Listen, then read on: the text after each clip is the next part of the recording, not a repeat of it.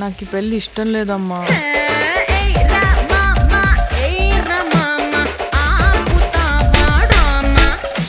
ఆయనలాగే బాగా సున్నితమమ్మా.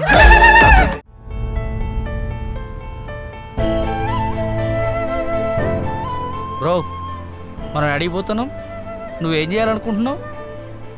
రే, మనకేమో టెన్షన్గా ఉంది, ఆ అమ్మాయి కోపంగా అలిగి వెళ్ళిపోయింది.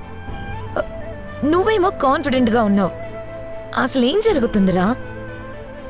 గా పెరుమాళ్ళు కూడా అన్నంత పని చేస్తాడు బ్రో, కానీ మనతోని ఆడు మాత్రం గా పోరు చేయదు కదా. ఇంకా ఆ పిల్లని నమ్ముకొని కూర్చుంటే అంతే సంగతులురా. ఒక పని చేద్దాం బ్రో, వాని అడ్వాన్స్ వాడి మొహాన్ని కొట్టి యాడ్ క్యాన్సిల్ చేసేద్దాం. రే, ఆ సైలెన్స్ ఏంట్రా? మనం ఎక్కడికి వెళ్తున్నాం? మందాకిని ఇంటికి. వాట్? వాళ్ళ అమ్మతో మాట్లాడి యాక్ట్ చేయడానికి పర్మిషన్ తీసుకుందాం. బ్రో ఏంది బ్రో ఇది? బయట కలిస్తేనే గా పోరు చీకొట్టినది, ఇక ఇంటికి పోతే ఏమైనా ఉన్నదా?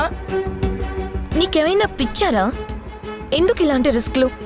ఆ పిల్లే తేడాగా ఉంది. ఇంక తల్లి ఎలా ఉంటుందో ఆలోచించు.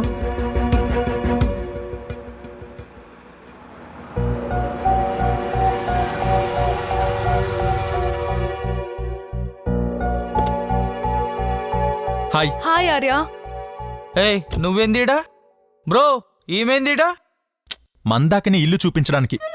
వామ్మో, నేను దిగిపోతా బ్రో. అమ్మా అబ్బే. ఇగో నన్ను వదిలే బ్రో, నేను పోతా బ్రో, మన వల్ల కాదు. రే, నోరు మూసుకొని కూర్చో. ఇదిగో ఆర్య, ముందే చెప్పాను, తన ఇల్లు చూపించే వరకే నా పని, తర్వాత నాకేం సంబంధం లేదు. ఆ, అలాగే. అదేంటి?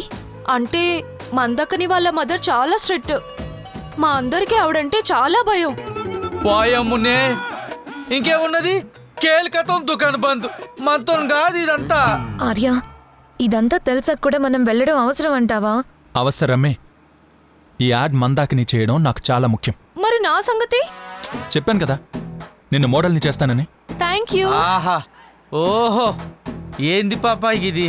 నువ్వు మోడల్ గానీకి మా మెడల మీద తలకాయ లేకుండా చేస్తున్నావులే. అరే ఏందిరా ఇది? రే, మీరు టెన్షన్ పడకండిరా, నేను చూసుకుంటానుగా. ఏంది నువ్వు చూసుకునేది? మేము ఉంటేనేగా నువ్వు చూసుకునేది. నాకు డౌటే,